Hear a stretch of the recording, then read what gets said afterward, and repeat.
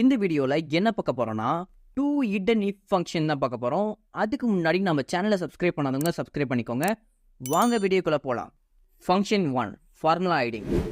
இந்த மாதிரி டேட்டாவை என்ட்ரி பண்ண ஆட்டோமேட்டிக்காக ஃபார்முலா ரிஃப்ளெக்ட் ஆகிற மாதிரி செட் பண்ணுறதுக்கு என்ன பண்ணலான்னா, ஃபர்ஸ்ட் இந்த ஓவரால் காலமாக ஃபில் பண்ணிக்கலாம். Equal to team1 and team2 enter and track.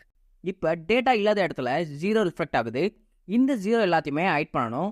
அதுக்கு யூஸ் பண்ணியிருக்க ஃபார்முலா ஃப்ரண்ட்டில் if select the date equal to double open quotation double close quotation comma double open quotation double close quotation comma next formula எண்டில் close bracket then enter and drag. Function 2 error removal. இங்கே reflect ஆகிற error எல்லாத்தையுமே remove பண்ணணும்.